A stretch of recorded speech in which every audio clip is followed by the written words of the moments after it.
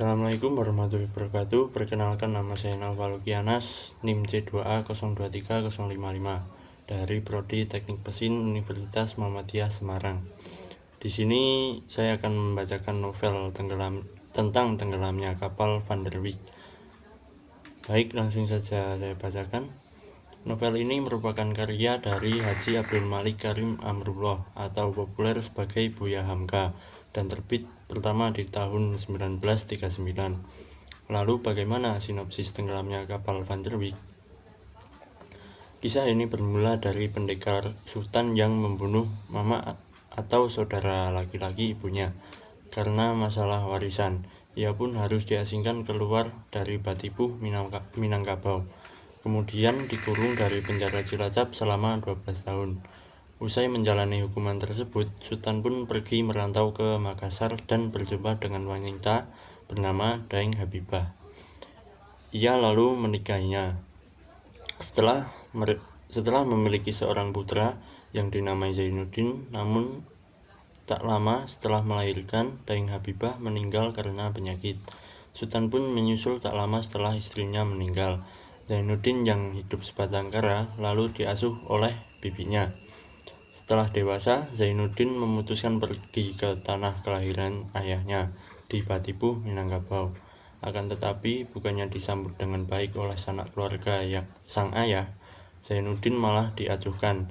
Alasannya karena ia memiliki darah ibu dari luar suku Minangkabau. Walau ayahnya berasal dari sana, ia dianggap sudah terputus darah dengan keluarga dari Batipuh, sebab daerah Minangkabau menganggap wanita lah yang menjadi kepala keluarga dan menjadi penyambung keturunan. Di tempat yang baru itu, Zainuddin memiliki seorang teman bernama Hayati, wanita asal Minang yang kerap jadi tempatnya berkeluh kesah melalui surat. Keduanya kemudian lama-kelamaan saling suka, karena Hayati merasa kasihan kepada Zainuddin yang terlunta-lunta. Namun Mama Hayati menyuruh Zainuddin pergi keluar dari Batipuh karena tak suka dengan hubungan mereka. Zainuddin pun pergi ke Padang Panjang meninggalkan Hayati yang berjanji untuk setia. Mama Hayati kemudian menjodohkan wanita itu dengan Aziz, pria Minang yang berasal dari keluarga terpandang serta kaya. Hayati mau tidak mau menerima pinangan Aziz dan menikah dengannya. Zainuddin yang mengetahui bahwa kekasihnya Hayati sudah menikah dengan pria lain, kemudian memutuskan pindah ke Batavia bersama dengan temannya yang bernama Muluk. Ia mulai menjadi penulis yang karya-karyanya disukai banyak orang. Setelah ia kembali hijrah ke Surabaya dan tinggal di sana dengan pekerjaan yang mapan, tak disangka Aziz pun pindah ke Surabaya bersama Hayati, istrinya. Namun karena sering bertengkar, rumah tangga Aziz dan Hayati terpaksa berpisah. Aziz yang dipecat dari pekerjaannya tidak bisa lagi sombong dan terpaksa menumpang di rumah Zainuddin.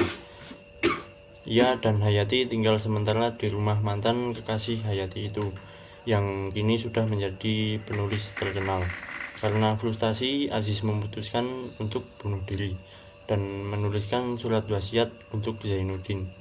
Ia meminta Zainuddin menjaga Hayati. Zainuddin menolak menerima Hayati kembali karena sakit hati wanita itu sudah mengkhianati dirinya. Ia malah membelikan untuk Hayati sebuah tiket kapal Van der Wijk yang berlayar dari Jawa ke Sumatera. Alur cerita tenggelamnya kapal Van der Wijk dilanjutkan dengan kesedihan mendalam Hayati. Perempuan ini masih teringat pada suaminya yang meninggal. Begitu juga dengan peristiwa penolakan Zainuddin. Di perjalanan, kapal Van der Wijk tenggelam, namun sebagian penumpangnya berhasil diselamatkan di rumah sakit wilayah Tuban. Zainuddin yang mendengar kabar tersebut segera berangkat ke Tuban untuk mencari Hayati.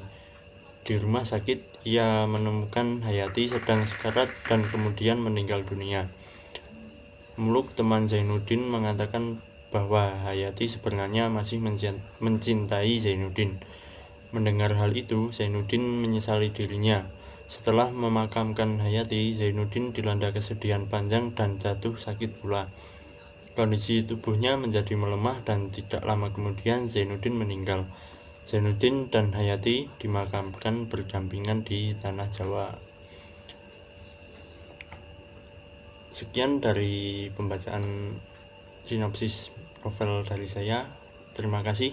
Wassalamualaikum warahmatullahi wabarakatuh.